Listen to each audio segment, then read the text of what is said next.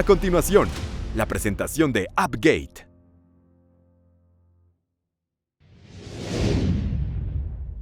Muchas gracias a todos por acompañarnos. Muchas gracias a MAPS por invitarnos a este IT Solutions Day 2020.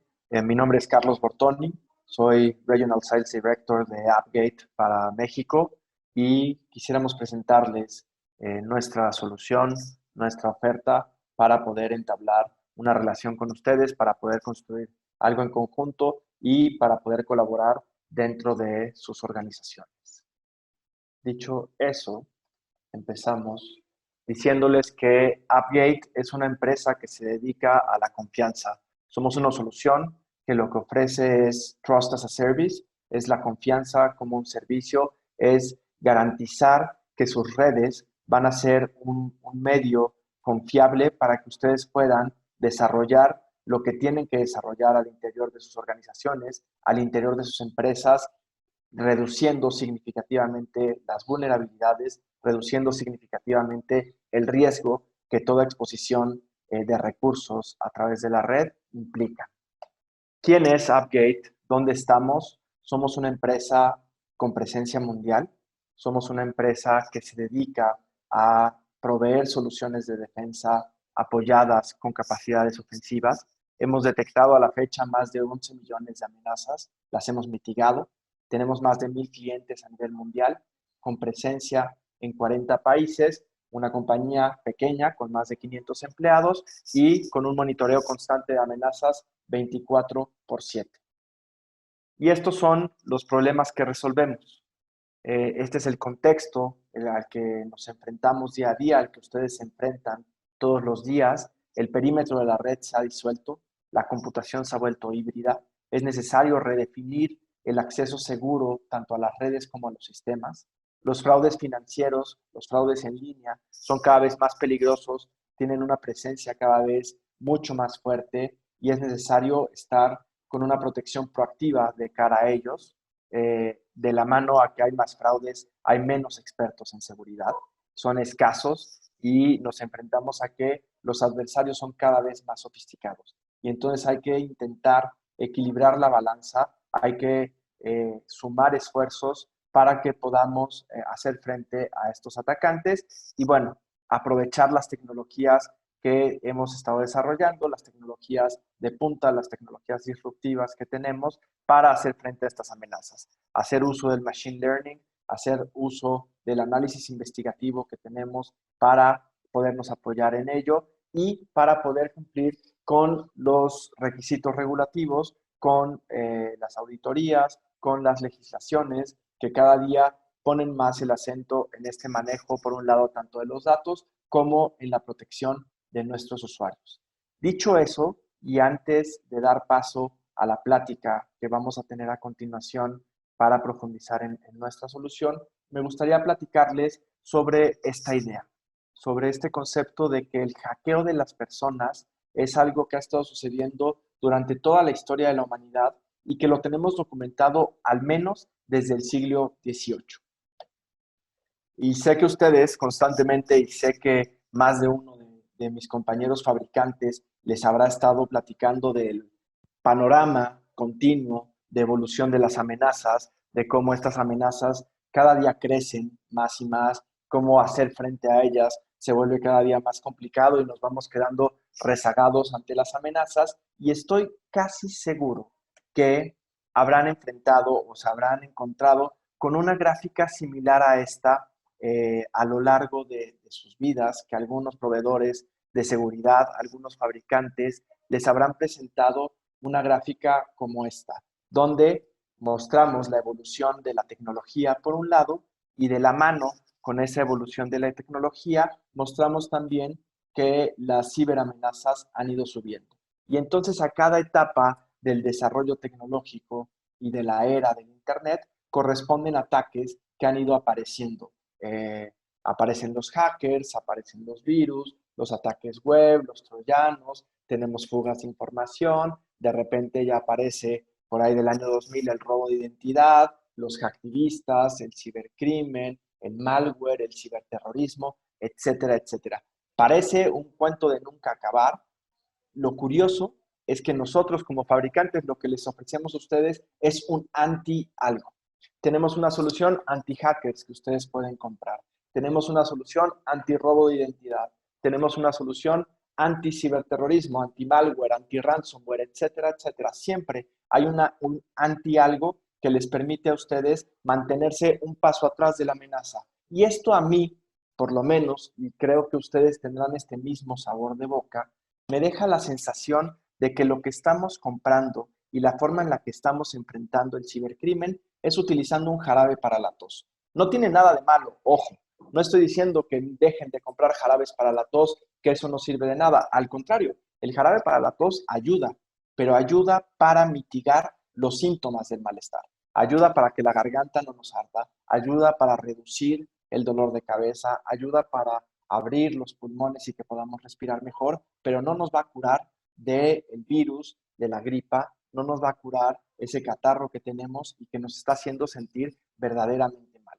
Para curarnos sería necesario que atacáramos el malestar y no el síntoma, es decir, que atacáramos aquello que permite que el hacker tenga éxito, aquello que permite que el ransomware se despliegue y no que buscáramos una solución puntual anti-ransomware que nos está simplemente manteniendo sanos o permitiendo operar a pesar de estar siendo comprometidos, a pesar de estar siendo atacados.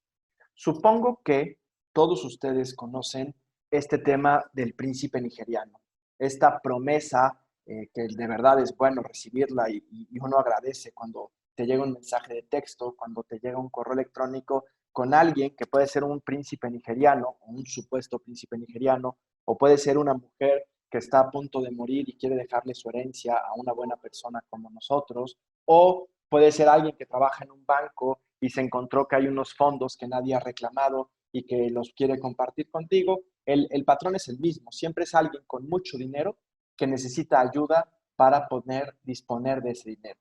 Y a cambio de tu ayuda, te ofrece una suma importante de ese dinero.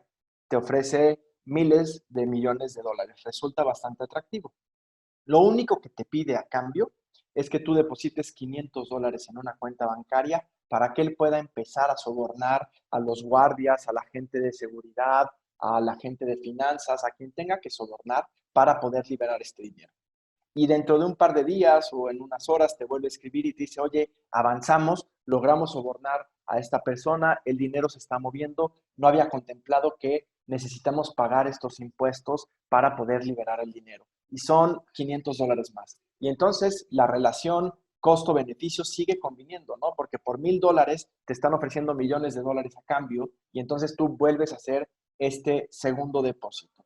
Y así cada vez vas logrando que el dinero avance, te van entregando un reporte puntual de lo que esta persona, el supuesto príncipe nigeriano, está haciendo por ti y a cambio te está diciendo el dinero avanza, pero necesitamos pagar un poco más. Normalmente este estira y afloja entre el estafador y el sujeto estafado termina alrededor de los $2,500. Es decir, una vez que el sujeto estafado depositó más o menos $2,500 en la cuenta del supuesto príncipe nigeriano, se da cuenta de que hay algo incorrecto, de que hay algo que no huele bien y deja de contestar a los mensajes del príncipe nigeriano. Y esto se traduce en los últimos años en unas ganancias a través de la estafa del príncipe nigeriano de 5.3 mil millones de dólares. Es decir, es un negocio sumamente redituable el de las estafas a través de correo electrónico, a través de mensajería de texto. Es un negocio en donde se tiene que invertir muy poco y se obtienen ganancias bastante jugosas.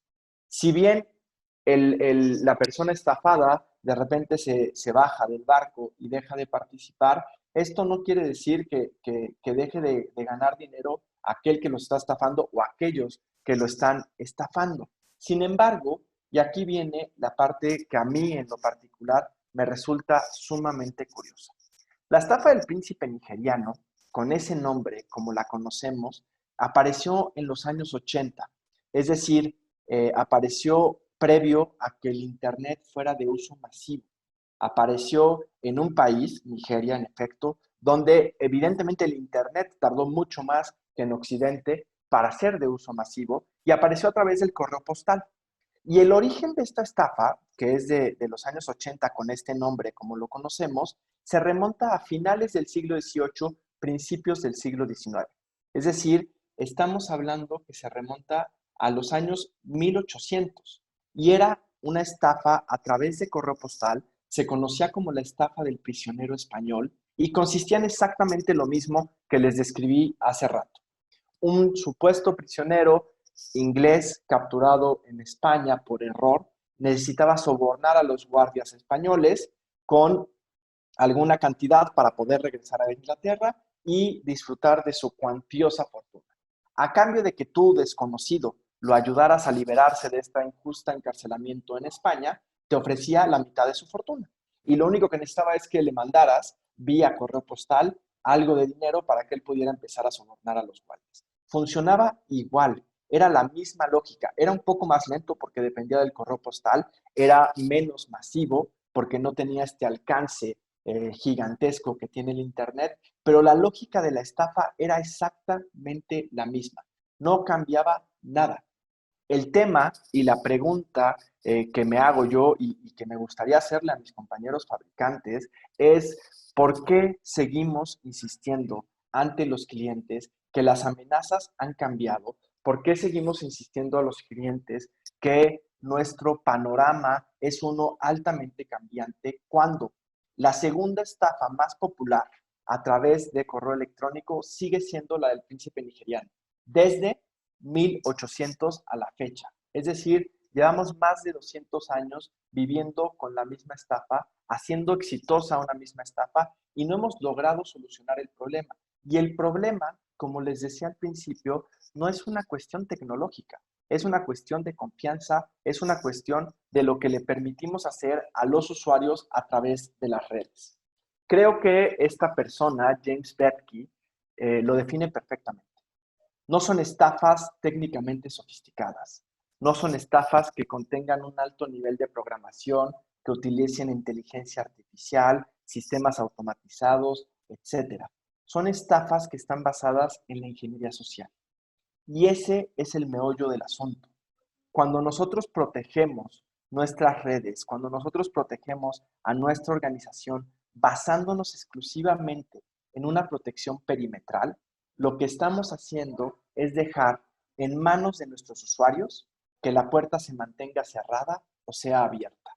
Estamos dejando en manos de un usuario que recibe cientos, si no es que miles de notificaciones diarias a través de correo electrónico, a través del teléfono, a través de aplicaciones de mensajería, a través de redes sociales, le estamos dando toda la libertad para que él haga clic en un vínculo y sea redirigido a un portal donde no tenía por qué ser redirigido y le empiecen a robar sus credenciales. Le estamos dando todos los privilegios para que él descargue un archivo que no debía descargar y que sea un ejecutable que comprometa la seguridad, que ponga en un alto nivel de riesgo a la red de la organización. Y el tema, y eso es justo lo que vamos a entrar a continuación en la plática que en unos minutos les voy a presentar, es que necesitamos construir un nuevo paradigma de ciberseguridad que nos lleve de la confianza, donde estamos hoy en día y donde estamos a ciegas, permitiendo que nuestros usuarios, que nuestros visitantes, que nuestros auditores, que cualquier persona haga lo que quiera al interior de nuestra red, pasar de esa confianza ciega a un mínimo privilegio.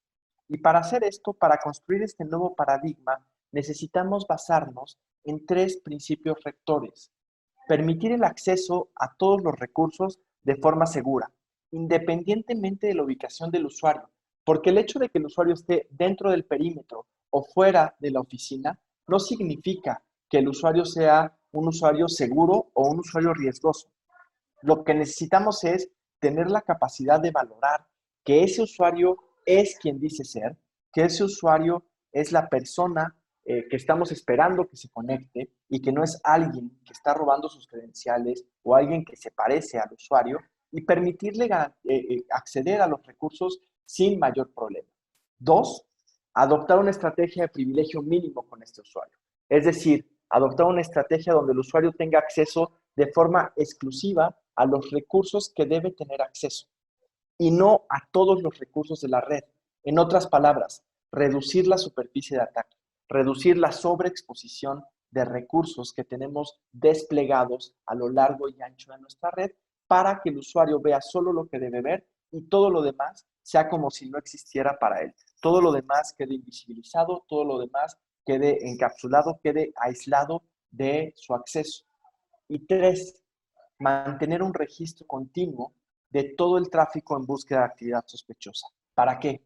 Para que en caso de que si mi usuario o sus dispositivos se han visto comprometidos, yo sea capaz de detectar que ese dispositivo se está comportando de forma anómala, yo sea capaz de reconocer que ese usuario está haciendo peticiones extrañas y en consecuencia tomar medidas preventivas o correctivas en caso de ser necesario.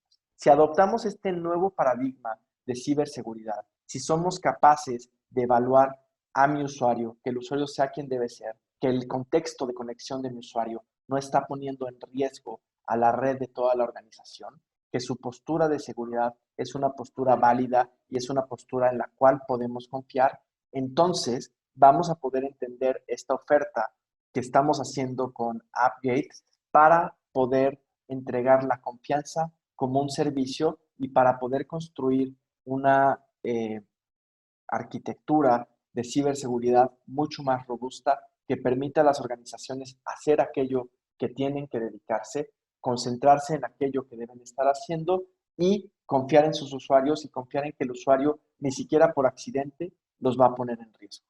Dicho esto, me gustaría dejarlos con Axayacatl Daniel Núñez, que es consultor especialista en seguridad dentro de TotalSec, parte de Grupo Salinas, y con Guillermo Carrasco, que es nuestro gerente de ingeniería para Latinoamérica dentro de AppGate. Ellos nos van a platicar sobre la experiencia del usuario, evidentemente la experiencia del usuario con nuestra solución de SDP de AppGate dentro de Grupo Salinas. Muchas gracias por su atención y muchas gracias por acompañarnos.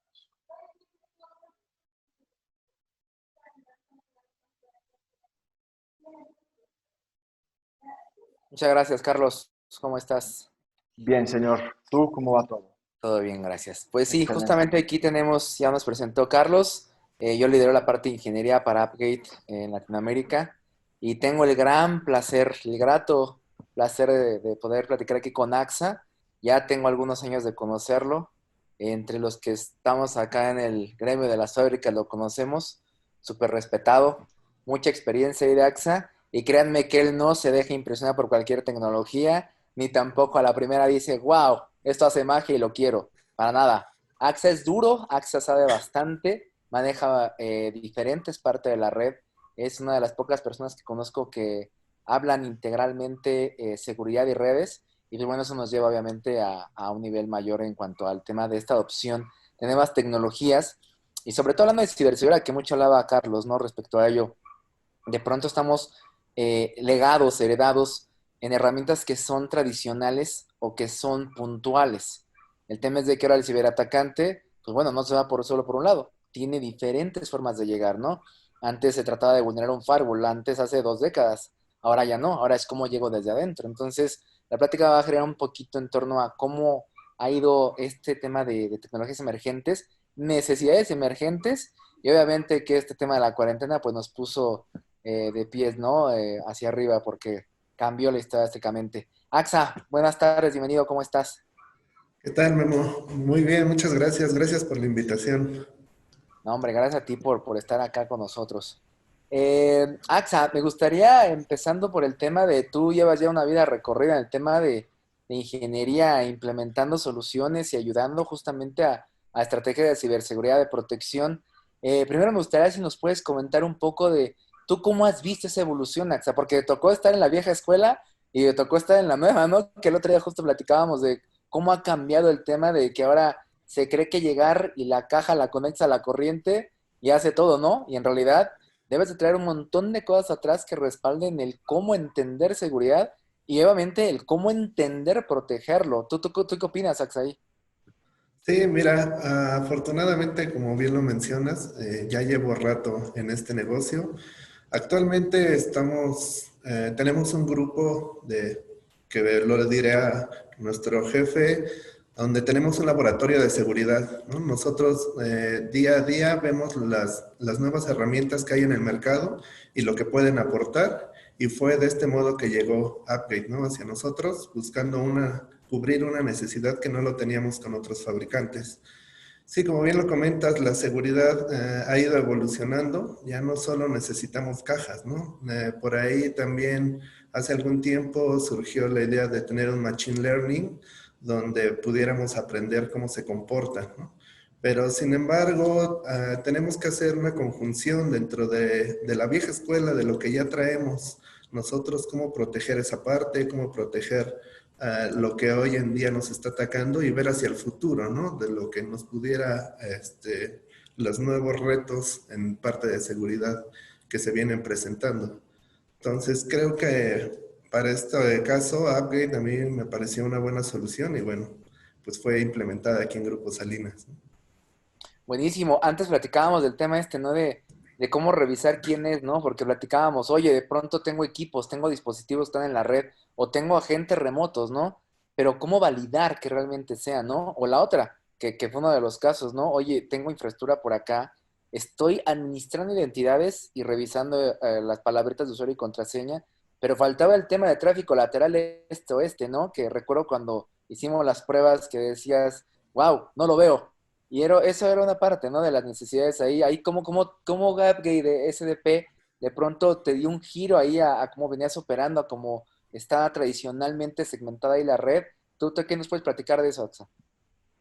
Sí, mira, como la mayoría de las empresas, yo creo que fue construyéndose a base de switching, routing y firewalls, ¿no?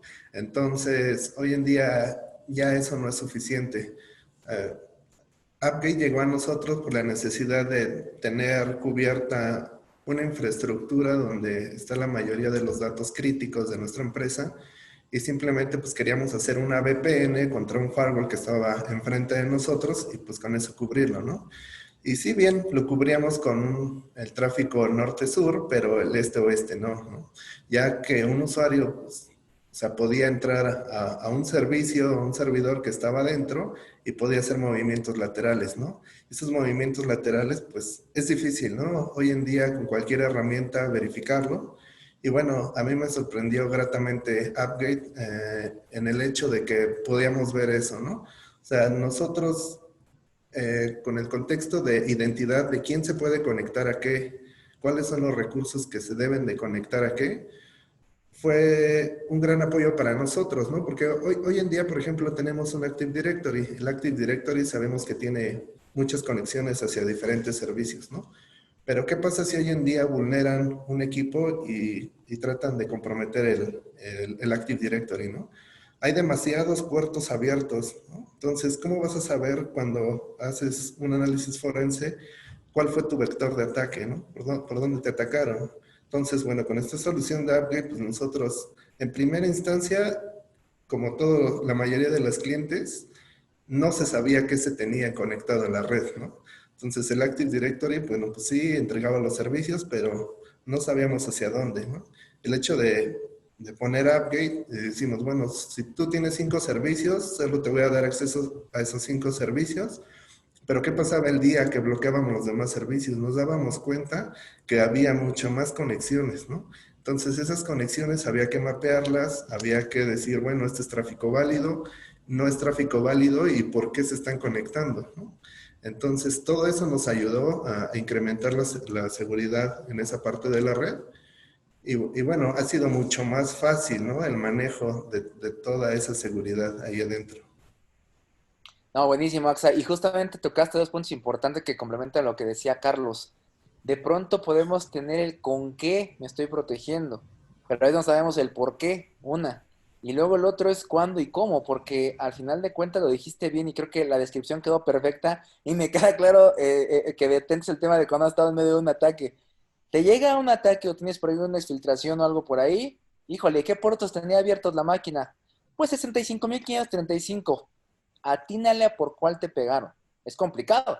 Y justamente dices otra cosa interesante. Gobierno de TI, ¿cómo lo tienes hoy? Porque de pronto ya no es, pues déjale 5,000 puertos abiertos. Te complica la operación, te deja expuesto y sigues sin tener control. Y obviamente algo que está alrededor de todo eso es el riesgo.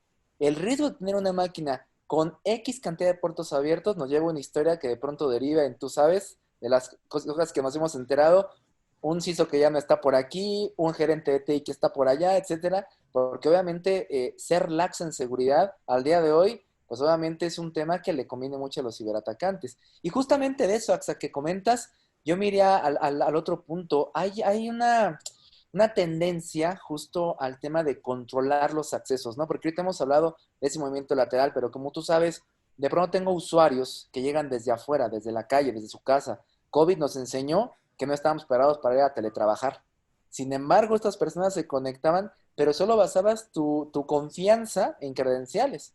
Y algo que es interesante que hablamos alguna vez, el modelo Zero Trust lo que dice es, oye, deja de confiar en nada, ni en nadie, porque te pueden meter un gol.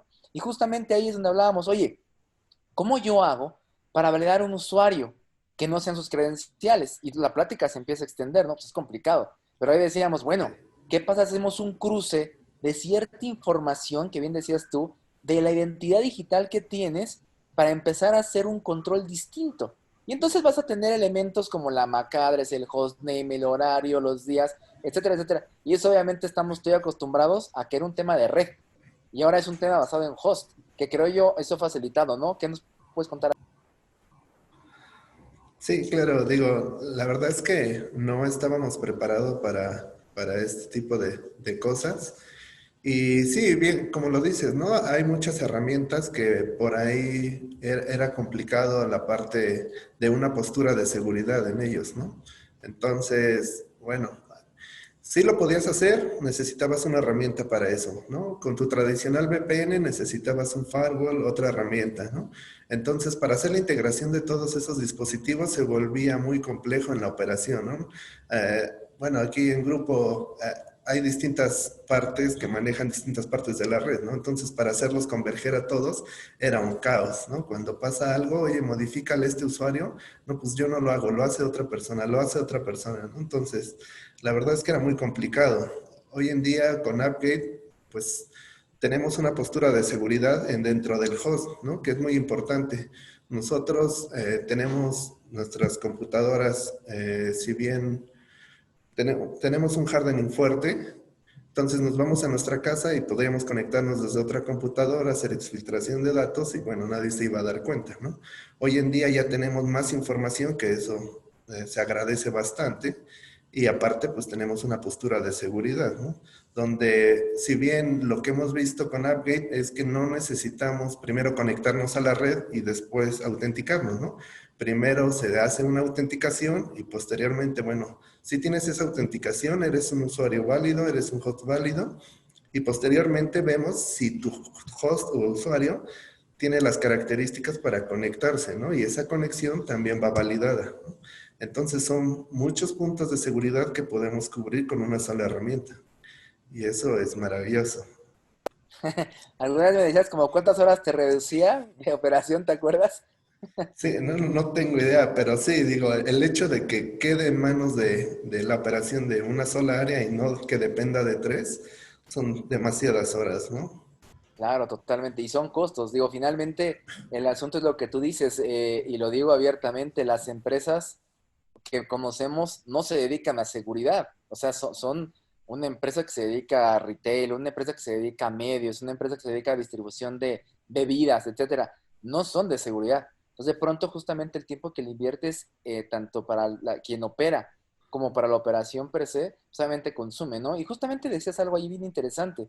El tener más información, que creo que eso es súper interesante, el tener más información de quién lo hace y con qué lo hace, nos da una perspectiva completamente diferente de cómo la red está trabajando. Porque una cosa efectivamente es seguridad y demás, pero al final es el negocio, cómo operamos, qué le ponemos, qué no le ponemos, cambiar una política, puta, levantemos un ticket y esperemos 48 horas. Me están atacando en este momento, ¿qué hacemos? Y tú sabes que no es una cosa fácil, pero de pronto tener más sesgado esa superficie en la que algún atacante puede ser o un equipo comprometido, obviamente mejora varias cosas, ¿no? Y la otra cosa que bien lo mencionabas, y no se trata de criticar, ¿no? Otras soluciones, pero meterte con host, meterte con red, meterte con quien autentica, pegar herramientas para hacer un factor de autenticación, etcétera, etcétera, etcétera, lleva su tiempo. No es una cosa que digamos, nos lo echemos ahorita en 4 horas. Bueno, tú a lo mejor sí te lo echas en 2, pero los demás mortales nos lo Es echamos en 4 complicado. horas. Es un tema, ¿no? Sin embargo, de pronto, cuando basas la seguridad en lo más simple, como de pronto es, ¿qué tienes tú? Me baso en tu contexto y con base en ello establezco un control, el riesgo en automático disminuye. Entonces, a final de cuentas, son pequeños detalles que si bien se pueden decir, son simples, efectivos, ¿no? Y ahí, pues bueno, de pronto, ahora nada, lo último que te preguntaría para no consumirte más, es que, en tu opinión, y el otro día lo discutíamos, ¿cómo de pronto tú ves el tema tecnológico? Es, oye, ahora tengo que tener una estrategia de control de acceso, una estrategia de conexión segura, estrategia de esto, y lo que hablamos. Si el principio es el mismo, es fácil entenderlo y de pronto fácil aplicarlo, ¿no? ¿Qué opinas ahí? Sí, digo, aquí hay que tener una buena postura de seguridad en cuanto a quién, qué, cómo, cuándo se van a conectar, ¿no? O sea, si nosotros, por ejemplo, hoy en día tenemos una VPN, ¿no? Y dentro de la VPN a lo mejor nos conectamos a un CyberArk, ¿no? Y dentro de CyberArk ya tenemos un RDP. Entonces, todas esas conexiones, pues obviamente hay que cuidarlas, ¿no? Pero si tenemos un mecanismo que autentique todas esas conexiones desde el principio, ya solo estamos seguros que va ese usuario a llegar a un servidor por tal puerto, ¿no? Y que eso reduce mucho tiempo en operación, como bien lo dijimos, ¿no? En cuanto descubrimiento de quién nos atacó, por dónde nos atacó. Digo, hoy en día los mayores ataques ya no son de afuera, ¿no? Sino de adentro de la red. Precisamente un movimiento lateral, pues no lo vamos a ver, ¿no? Difícilmente lo vamos a ver. Entonces, con esta herramienta, una de las cosas que me gusta es, bueno, dentro de los logs podemos ver la autenticación correcta, ¿no? Pero si ese usuario está comprometido y trata de hacer conexiones hacia donde no está permitido, obviamente no va a poder llegar, pero sin embargo vamos a ver en los logs que también intentó hacer esas conexiones, ¿no? Entonces es mucho más fácil ir a buscar ese usuario, esa IP, esa computadora y decirle, oye, a ver, ¿qué es lo que está pasando, no? Y bueno, podemos ver más fácilmente cuál fueron todas sus conexiones, hacia dónde se conectó, qué es lo que tiene en su computadora y bueno, podemos atacarlo mucho más rápido, ¿no? Esa postura de seguridad que debemos de tener en todos nuestros dispositivos, pues sí, es lo que va hoy en día, ¿no? Y hoy en día se tiene que manejar por medio de los hosts, ¿no? Ya la autenticación por red ha quedado en el pasado y bueno, es la evolución que hoy tenemos y hay que cuidarla mucho. Totalmente, Axa, de acuerdo contigo. Muchas gracias. Yo cerraría con el tema de lo que has dicho de reducir ese riesgo, que por costumbre lo tenemos en basarnos en autenticación de red, y obviamente aumentar el control hasta donde se pueda. Y antes tú lo sabes, antes era hasta el perímetro. Y entonces nos Sí, emocionábamos para confiar un firewall, ¿te acuerdas, no? Un sí, IPS, ¿no?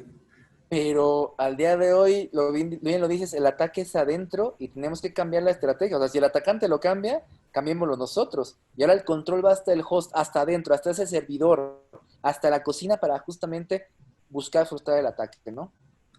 sí, claro, hay que buscar nuevas técnicas para mitigar esos riesgos. Exacto. Pues listo, Axa, te agradezco muchísimo por tu tiempo. Creo que regresamos con Carlos. Muchas gracias, Axa. Sin nombre, un gusto. Hasta luego. Igualmente.